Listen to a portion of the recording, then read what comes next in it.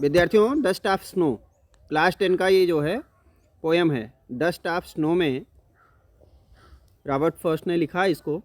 ये बहुत ही अच्छी कविता है, शॉर्ट कविता है, विद्यार्थियों के तैयार करने लायक अच्छी सी कविता है। चाहे ये 4 लाइन की कविता याद कर सकते हैं, और इसकी 4 लाइन की कविता और उसके साथ साथ सेंट्रल आइडिया, ये दोनों चीज़ आज आपको बताने वाला हूँ। उसको कैसे आप आसानी से याद कर सकते हैं, इसके ट्रिक आपको बताने जा रहे हैं। तो आइए जानते हैं डस्ट ऑफ स्नो के थोड़ा समरी हिंदी में जान लीजिए, फिर उसकी इंग्लिश में समरी आपको बताते हैं। डस्ट ऑफ स्नो, बर्फ़ की जो फुहार है उसको, या बर्फ़ की धूल है उसको हम डस्ट ऑफ स्नो बोल सकते हैं, ऐसा कवि ने कहा भी है।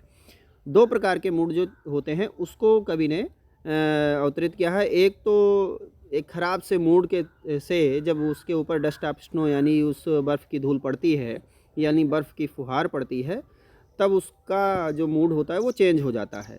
इसी को उसने अपने इस कविता में पिरोया है। 2 ऐसे नेगेटिव चीज़ों का प्रयोग किया है, एक तो कौवा और दूसरे हेमलेक ट्री यानी धतूरे का पेड़। क्रो एंड हेमलेक ट्री, ये दोनों जो हैं उसके उदासी के प्रतीक हैं। लेकिन जब डस्ट ऑफ स्नो होती है तो उससे क्या होता है, उसका मूड वेरिएशन चेंज हो जाता है। उसका डिप्रेसिव मूड जो है वो थोड़ा एक अच्छा एक्टिव मूड में आ जाता है।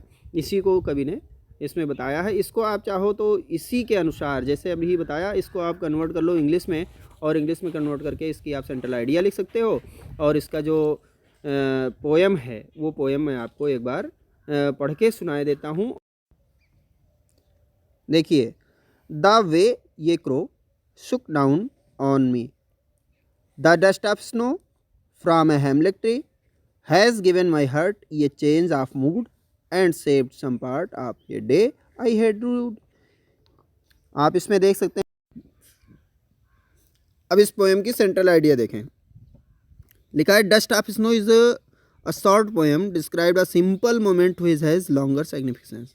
एक छोटे से क्षण को बहुत अच्छे तरीके से सामने डिस्क्राइब किया गया है। और उसमें क्या है, डस्ट ऑफ स्नो बर्फ की फुहार, ये crow sitting on a hemlock tree shake off the dust of snow on the poet. एक छोटे से वृक्ष पर, धतूरे के वृक्ष पर कौवा बैठा है और वो कवि के ऊपर क्या करता है, बर्फ़ की फुहार जो उस धतूरे के पेड़ पर पड़ी हुई है उसको छिटका देता है उसके ऊपर। This simple action change the depressive mood off the poet. और इस छोटे से क्षण ने, इस छोटे से काम ने कवि के मूड को क्या किया है, चेंज कर दिया है, बदल दिया है। लॉस्ट इन सॉरो, उसका दुख खत्म हुआ। He has wasted part of his day repenting, वो अपना पूरा दिन वेस्ट करने वाला था, बट लेकिन now with a change of mood, अब बदले हुए मूड के अनुसार, he want to utilize the rest of day some useful activity, अच्छी सी कोई एक्टिविटी करके अब उस दिन को वो व्यतीत करने वाला है। ये छोटा सा पोएम है। अब इसको आप इसे अपने भाषा में समझ करके और फिर आगे इसको बढ़ा सकते हैं अपने हिसाब से।